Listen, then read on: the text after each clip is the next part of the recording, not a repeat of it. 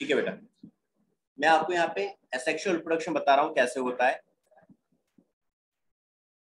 देखिए जैसे कि ये आपका एक फंजाई है राइजोपस, ठीक है। ये बना दिया मैंने इसका स्पोरेंजियोफोर, यानी ये ब्रांच, इस ब्रांच में ये स्पोरेंजियम है। इस स्पोरेंजियम के अंदर क्या प्रेजेंट है,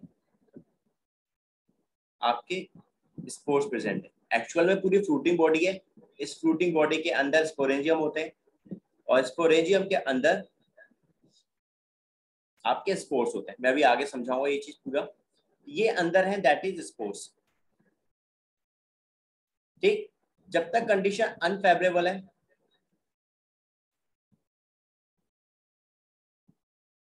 तब तक ये सारे के सारे spores,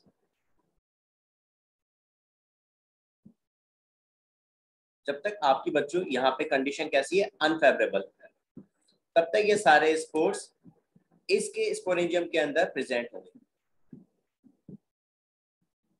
that is present inside sporangium, ठीक है। अब जैसे ही आपकी कंडीशन फेवरेबल होगी, यानी रिप्रोडक्शन करने का टाइम आएगा, तब ये क्या होंगे, ड्यूरिंग फेवरेबल कंडीशन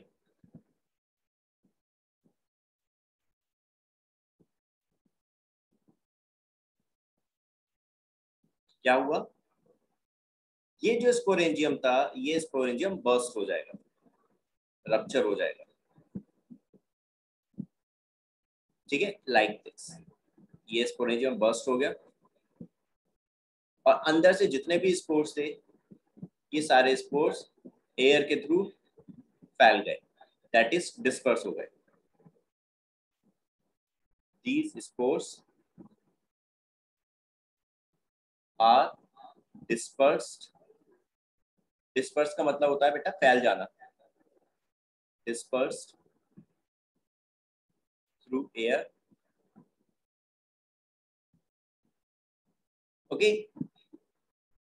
जैसे ये एयर के थ्रू डिस्पर्स होंगे, देन इसके बाद क्या करेंगे बच्चों, now these spores will germinate and form new hypha या new hyphae, that will form new hyphae। ये hyphae कैसे होगी आपकी, हैप्लॉइड। सेम आपके स्पोर्स हमने देखा था कैसे होते हैं, दैट इज आल्सो हैप्लॉइड। ये जो स्पोर्स थे ये भी कैसे हैं बच्चों, हैप्लॉइड है। तो ये haploid spores will form new hyphae। This is how they show asexual reproduction. बात समझ में आई बेटा सभी को? चंदा, चांदनी, अजीत, ये बात समझ में आई बच्चों? Yes sir. कोई डाउट? No sir. ठीक है, असेक्सुअल रिप्रोडक्शन आपका सेम इसी तरह होगा। Clear? So this is how आपका चाहे म्यूकर हो, राइजोपस हो या फिर आपका एल्ब्यूगो हो, जितने भी आपके फाइकोमाइसिटीज हैं सारे के सारे असेक्सुअल रिप्रोडक्शन जो करेंगे, जूस्पोर्स हो या फिर एप्लेनोस्पोर्स हो, इनके थ्रू रिप्रोडक्शन करेंगे असेक्सुअल। एंड इनका जो रिप्रोडक्शन करने का तरीका होगा वो सेम ऐसा ही होगा, स्पोरेंजियम के अंदर बनेंगे। अगर लाइक सपोज करो ये तो एंडोजीनस थे, मींस स्पोरेंजियम के अंदर बन रहे थे। अगर कोई एक्सोजीनस स्पोर होगा तो वहां स्पोरेंजियम जैसी स्ट्रक्चर नहीं होती, आउटर स्ट्रक्चर नहीं होगी, मींस वो सारे के सारे स्पोर्स ओपन एयर में प्रेजेंट होंगे लाइक दिस। ये एक्सो स्पोर्स हैं। यहाँ पे इनके चारों तरफ कोई भी आपको कोई आउटर स्ट्रक्चर दिख रही है, कोई प्रोटेक्टिव स्ट्रक्चर दिख रही है, नहीं। जबकि यहाँ पे आप देखोगे तो चारों तरफ एक प्रोटेक्टिव लेयर है, उसके अंदर स्पोर्स प्रेजेंट है। तो दैट्स व्हाई ये कैसे हो गए आपके एंडोस्पोर्स। एंडो का मतलब हमेशा याद रखो, कहीं भी अगर आप पढ़ोगे endo means, always remember, endo का मतलब होता है इनसाइड एंड एक्सो का मतलब होता है that is outside, always remember. तो आप जहां भी ये वर्ड पढ़ें, किसी भी चीज में अगर ये एक्सो या एंडो वर्ड पढ़ते हैं तो दैट इज समझ जाओ वो क्या है। दैट जैसे कि एंडोस्केलेटन, या एक्सोस्केलेटन। तो एक्सोस्केलेटन क्या हुआ आपका, दैट इज आउटसाइड, और endoskeleton that is inside body. Clear बच्चों ये दोनों टर्म्स? Yes sir. ठीक है बच्चों, चलो अब ये तो हो गया आपका दैट इज नो सर, एक बार फिर से बता दीजिए। ठीक है बेटा, मैं यहाँ पे असेक्सुअल रिप्रोडक्शन बता रहा था। असेक्सुअल रिप्रोडक्शन में मैंने आपको ये समझाया था कि यहाँ पे जो स्पोर्स होते हैं दो तरह के होंगे फाइकोमाइसीटीज में, जिनके थ्रू असेक्सुअली रिप्रोड्यूस करेंगे। सबसे पहले ज़ूस्पोर्स और दूसरा एप्लेनोस्पोर्स। ज़ूस्पोर्स मैंने आपको पहले क्लासेस में समझाए थे, दैट इज मोटाइल होते थे, मींस इनमें प्लाज्मा है जिसके थ्रू ये मूवमेंट कर रहे हैं। एप्लेनोस्पोर्स इनमें प्लाज्मा नहीं है, that's why it is non motile, means movement नहीं कर रहे, राइट। अब यहाँ पे जो स्पोर्स हैं, ये स्पोर्स किसके अंदर प्रोड्यूस होंगे mainly, that is produce inside sporangium. Sporangium का मतलब मैंने आपको बताया था कि मींस एक आउटर स्ट्रक्चर होगी, उसके अंदर आपके स्पोर्स प्रेजेंट होंगे, दैट इज ये एक स्पोरेंजियम दिखा दिया, इसके अंदर ये स्पोर्स दिखा दिए ब्लैक कलर की। स्पोर्स कैसे होते हैं, ऑलवेज हैप्लॉइड। अनफेवरेबल कंडीशन में ये सारे स्पोर्स अंदर रहेंगे स्पोरेंजियम के, एंड जैसे ही फेवरेबल कंडीशंस आएंगी, ड्यूरिंग फेवरेबल कंडीशंस ये सारे स्पोर्स डिस्पर्स हो जाएंगे एयर के थ्रू, यानी एयर के थ्रू फैल जाएंगे। ये स्पोरेंजियम बस्ट हो गया, इसके अंदर से स्पोर्स बाहर आए, एयर के थ्रू फैल गए, एंड देन इसके बाद ये स्पोर्स जर्मिनेट होकर नए हाइफी की फॉर्मेशन करेंगे, that will form new hyphae. Muskan बेटा समझ में आया? Yes sir. दैट इज आपका, ठीक है। अब आ जाते हैं now next, that is sexual reproduction. मैंने आप लोगों को जब क्लास में सेक्सुअल रिप्रोडक्शन समझाया था तो वहां 3 स्टेजेस बताई थी। क्या नाम था उन तीनों स्टेजेस का? प्लाज्मोगैमी, कैरियोगैमी और मियोसिस। वेरी गुड बेटा, एंड मियोसिस। सबसे पहले आपकी प्लाज्मोगैमी। मुस्कान बेटा प्लाज्मोगैमी क्या होता था?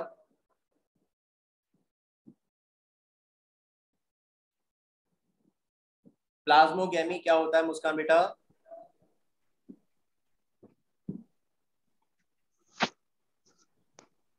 मैंने आपको समझाया था प्लाज्मा का मतलब क्या है, plasmo that is taken from protoplasm. जब प्रोटोप्लाज्म मिल गया तो दैट इज प्लाज्मोगैमी। गैमी का मतलब क्या होता है, फ्यूजन, जुड़ना। प्लाज्मो दैट इज प्रोटोप्लाज्म। तो प्रोटोप्लाज्म जब जुड़ जाता है, मिल जाता है दो सेल्स का आपस में, तो दैट इज प्लाज्मोगैमी। फिर था उसके बाद कैरियोगैमी। चांदनी बेटा? न्यूक्लियस, दो न्यूक्लियस जब मिल जाते हैं तो। गुड। एंड चंदा बेटा मियोसिस क्या होता था? मियोसिस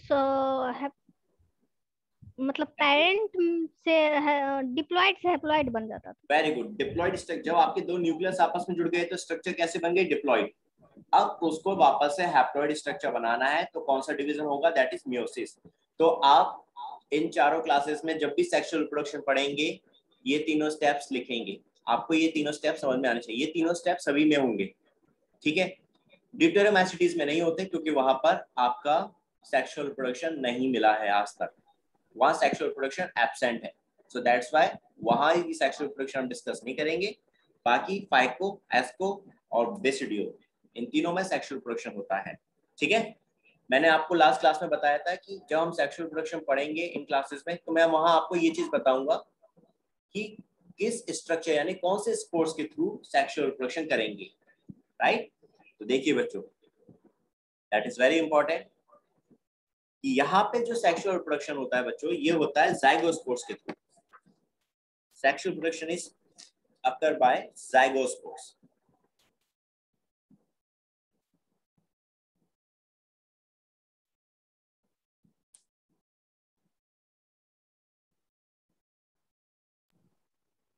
That is are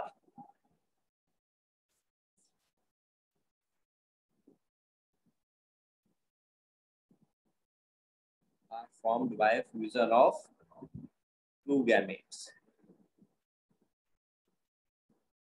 आप इनको यहाँ पे गैमेट बोलिए या फिर दो डिफरेंट सेल्स भी बोल सकते हैं।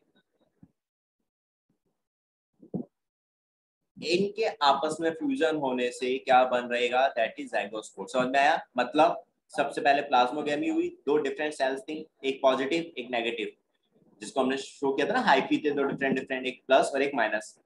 दोनों आपस में फ्यूज हुए, उनका प्लाज्मा जो था, आई मीन उनका प्रोटोप्लाज्म जो था वो आपस में फ्यूज हो गया, फिर उनका न्यूक्लियस आपस में फ्यूज हुआ, देन उसके बाद जो बना स्ट्रक्चर दैट इज जाइगोस्पोर बन गया। अब उस जाइगोस्पोर में फिर मियोसिस हुई और उनसे आगे चल के स्पोर्स बने। तो यहाँ पे ये चीज ध्यान रखना बच्चों कि जब हम फाइकोमाइसीटीज की बात करेंगे तो यहाँ कौन से सेक्सुअल रिप्रोडक्शन जो होगा किसके थ्रू होगा, जाइगोस्पोर के थ्रू। दैट इज इंपॉर्टेंट, ये स्ट्रक्चर आपको याद रखना है,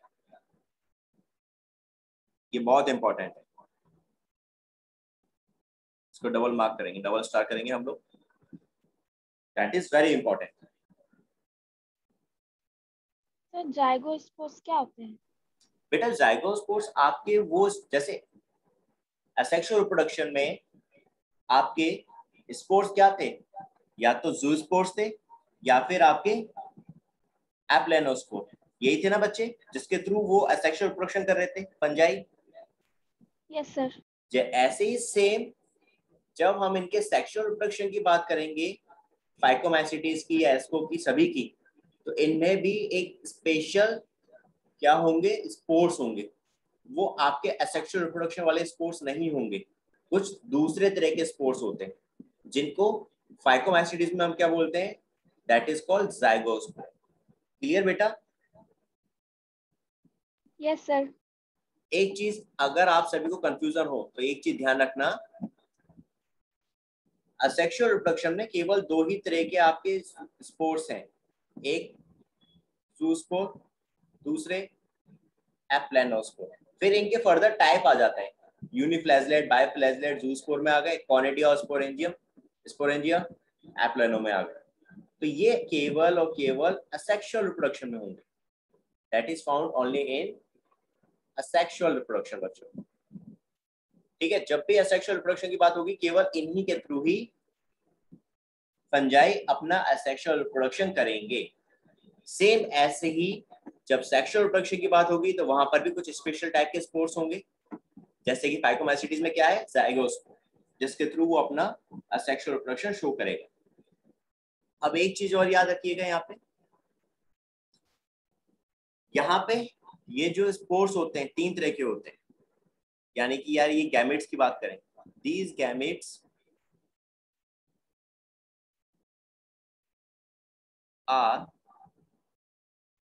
isogamous, oogamous, that is similar, anisogamy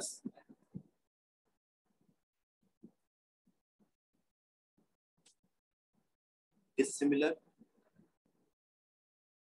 और oogamous, that is also dissimilar। अब इसको थोड़ा सा समझ लो आप, कुछ टफ नहीं है, बस आपको स्ट्रक्चर याद रखनी है। देखो बच्चों, ये जो गैमेट्स बनते हैं ना, ये दो तरह के होंगे यहाँ पे, दैट इज तीन तरह के हैं।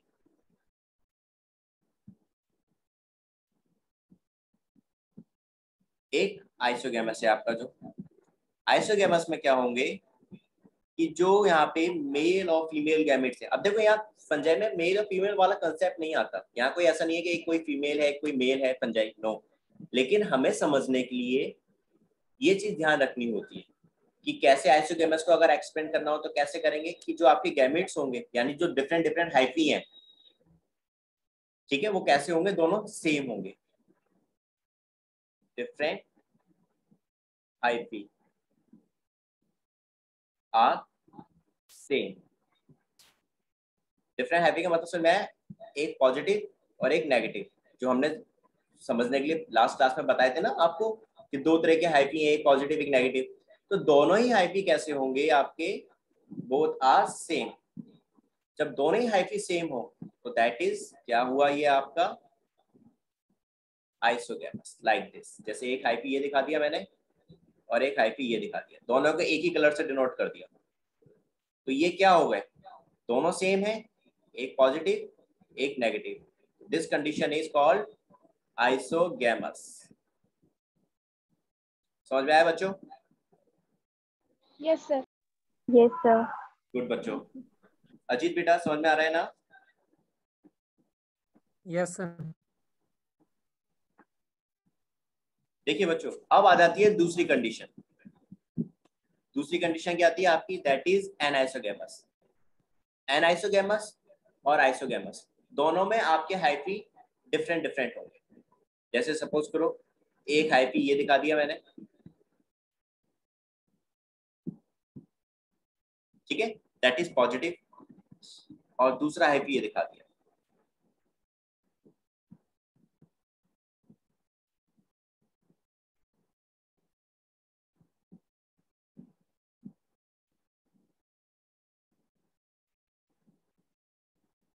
ठीक है, that is negative.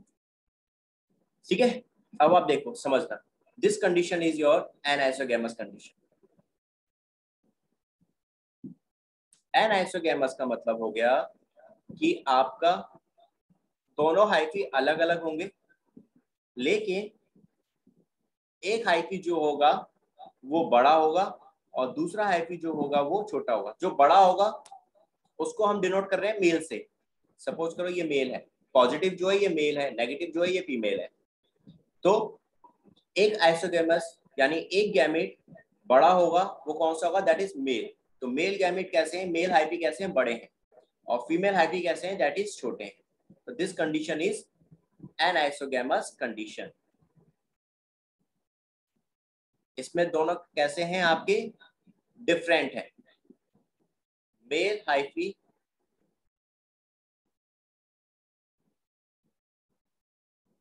is large and female hyphae is small. Got it बच्चों? और इसी का लास्ट पार्ट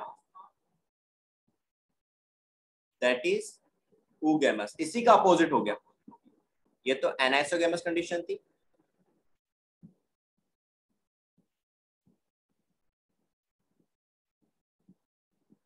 इसी का लास्ट पार्ट oogamous. इसका अपोजिट क्या हो जाएगा बच्चों, बता सकता है कोई? फीमेल बड़ा. वेरी गुड बेटे, आपका फीमेल बड़ा हो जाएगा, फीमेल हाइफी बड़ा होगा, और जो मेल हाइफी है वो छोटा हो गया, like this.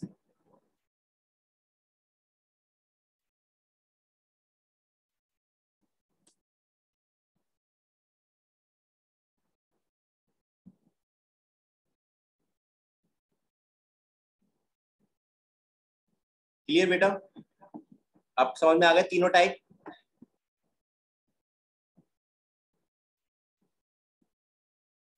Yes sir. Female hyphae is large and male hyphae is small.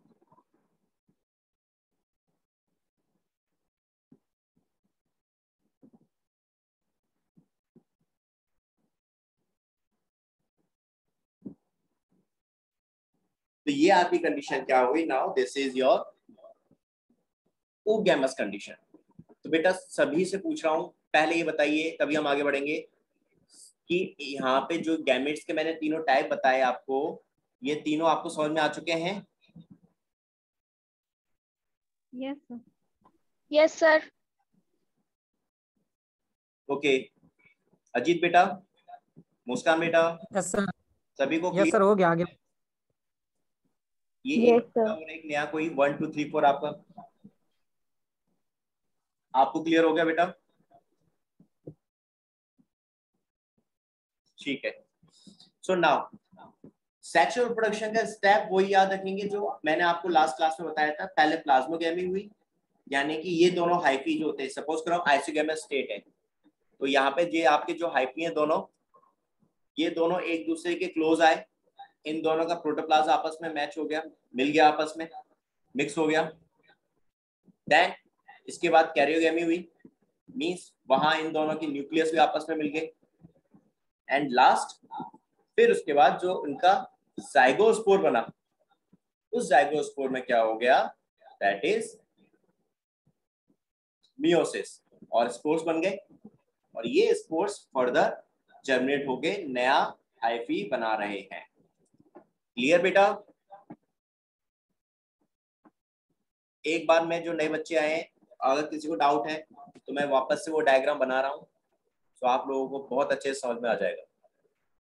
देखिए बेटा, सबसे पहले हाइफी थे दो, ये मैंने दो हाइफी दिखा दी।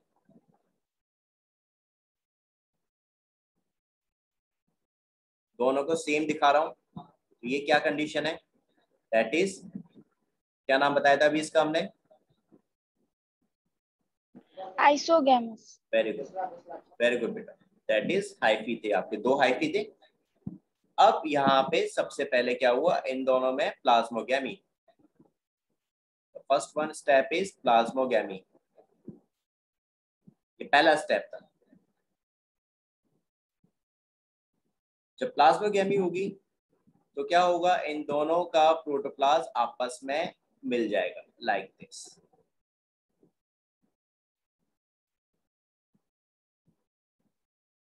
आपस में मिल गया ये इसके अंदर यहाँ पे न्यूक्लियस दिखा दिए, दैट इज न्यूक्लियस।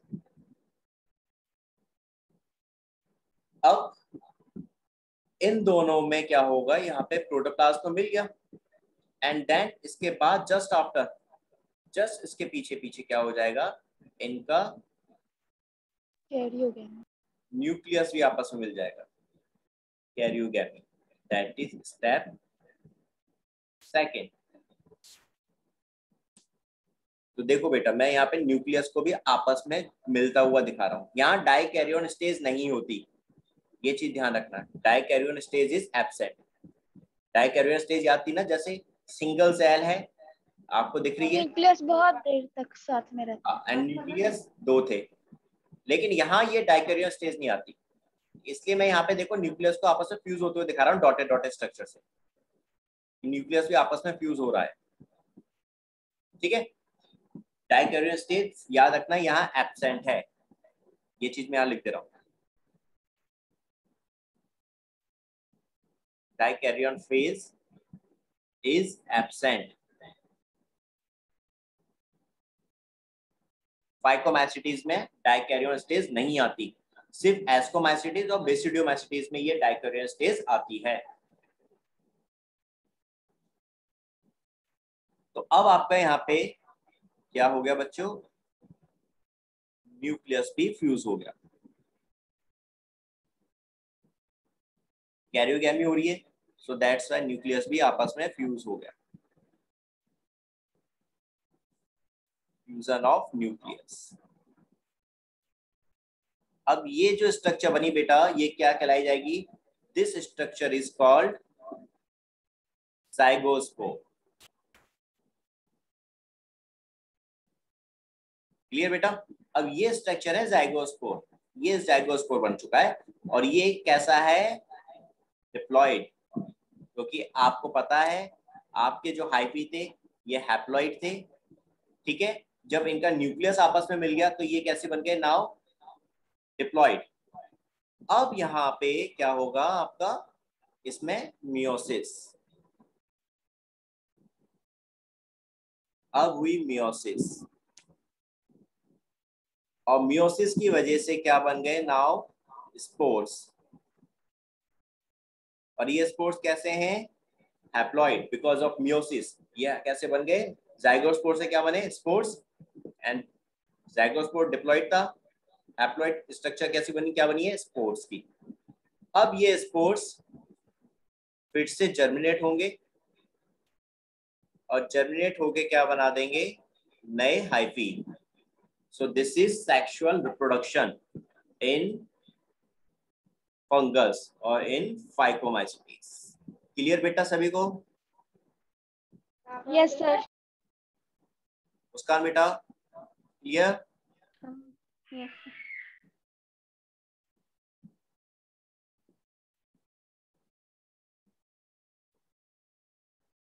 अजीत बेटा तुम्हें क्लियर हो गया? Yes sir.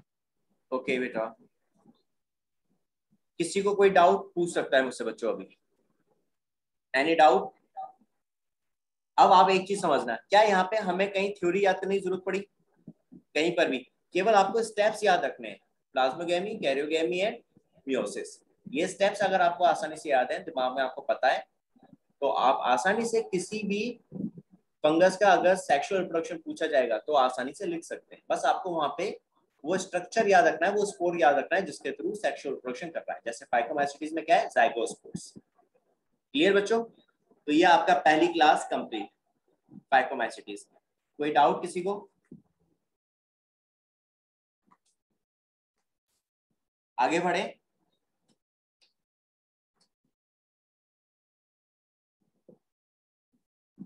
सर फ्लैजिला ही ना हाइफी है। फिर से बोलना बेटा, क्या कर रहे हो चंदा? फ्लैजिला ही हाइफी है। फ्लैजिला? Yes sir. आप ये पूछ रहे हो फ्लैजिला क्या होता है? सर पूछ रहे हैं हाइफी ही फ्लैजिला है।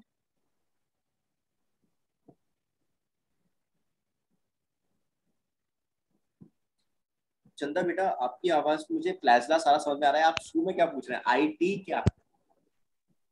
सर पूछ रही है सर कि बोल हाइफी ही फ्लैजिला है।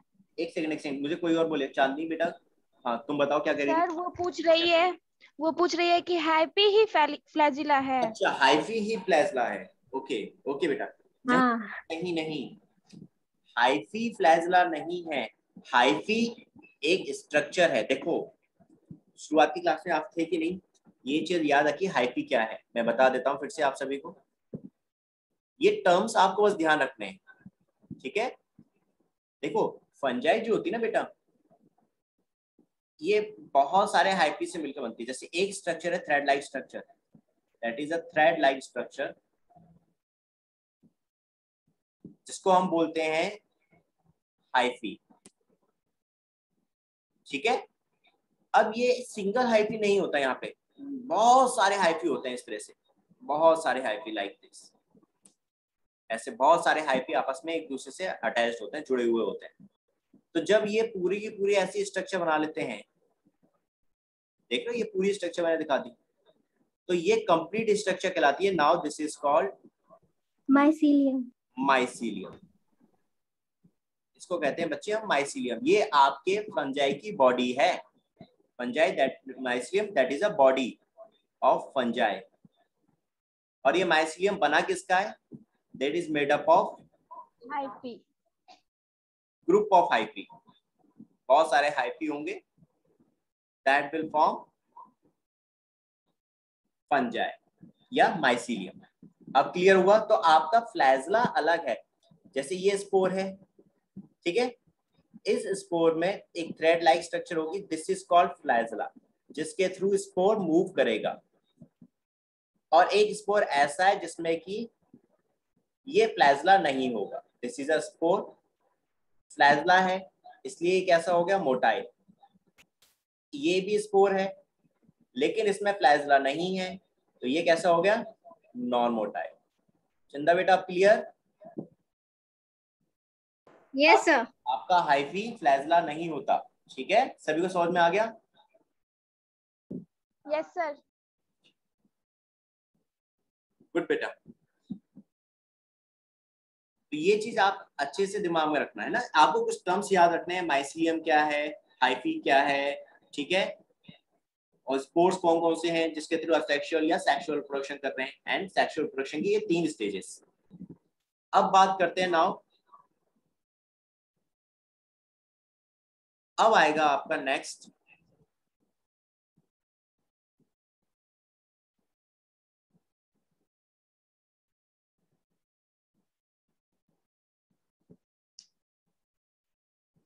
अगली क्लास, फाइकोमाइसीटीज।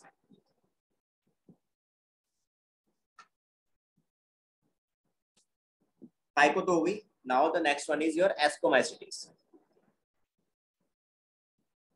Class ascomycetes. मैं इन चैप्टर्स के डिटेल के नोट्स आपको हम लोग यहाँ पे मैं लिखवा रहा हूँ तो आपको केवल चीजें मेन समझाते हुए चल रहा हूँ, उन्हीं के नोट्स बता रहा हूँ, ठीक है, अच्छे से, जो आपके कॉम्पिटिशन में आते हैं, ठीक है। और वो मैं सिर्फ सीधा डायग्राम्स में या एक दो लाइन में लिखवाने चल रहा हूँ मेन पॉइंट्स। बट जैसे फर्स्ट चैप्टर के नोट्स जो है आपको डिटेल में, लाइक अगर आपको स्कूल में पेपर में लिखना पड़े तो उसके नोट्स में अपडेट कर दूंगा, ठीक है। तो आप लोग वहां से वो नोट्स ऑनलाइन चेक कर सकते हैं ऑनलाइन पोर्टल से, ठीक है बच्चों।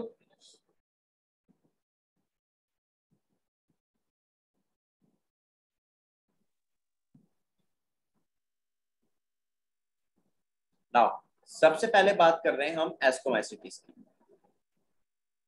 सेम वही पॉइंट्स हम भी यहाँ ध्यान रखेंगे। यहाँ जो डिफरेंस आएंगे वो केवल आपके एस्कोमाइसिटीज में, कि यहाँ डाइकैरियोटिक स्टेज है, दूसरा यहाँ माइसीलियम कैसा हो जाएगा, दैट विल बी सेप्टेट और नॉन सिनोसिटिक।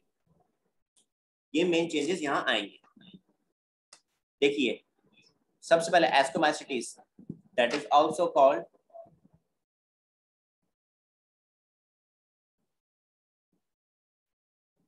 Sac fungi. इसका दूसरा नाम है सैक फंजाई। सैक फंजाई का मतलब होता है बेटा that is polythene like structure, थैली जैसी स्ट्रक्चर होती है इनमें, they have a polythene like structure, that's why इनको हम क्या बोलते हैं, सैक फंजाई।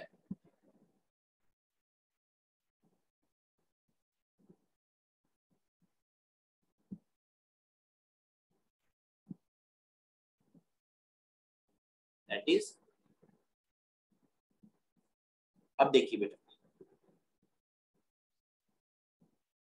एस्कोमाइसिटीज जो होते थे आपके कैसे होते थे, मोस्टली आपको फंजाई में मैंने एक बात बताई थी, सारी मल्टी सेलुलर होती है, केवल एक फंजाई ऐसी होती है जो कि यूनिसेलुलर होती थी। क्या नाम था उसका,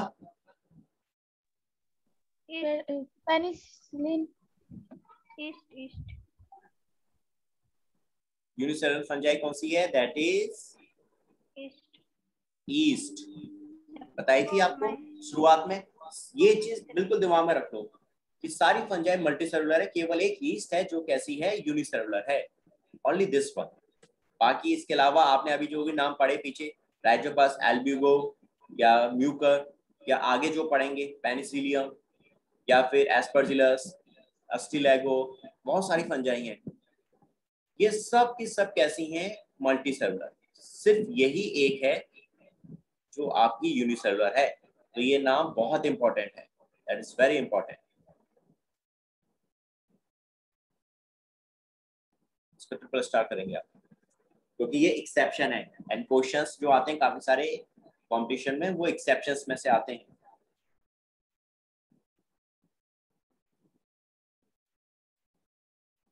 फंजाई कैसी होती है, यूनिसेलुलर भी होती है एस्कोमाइसिटीज, और मल्टी सेलुलर भी होती है।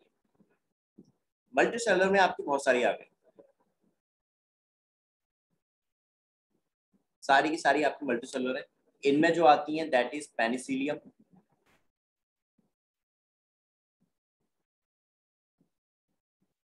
या एस्परजिलस, ये हो गए बच्चे आपके मल्टीसेलुलर फंजाई। अब नेक्स्ट खाना कैसे लेते हैं, हमने फाइकोमाइसिटीज में देखा था कि वो पैरासाइट्स थे, मोस्टली डिजीज भी कॉज कर रहे थे। यहाँ पर भी हम लोग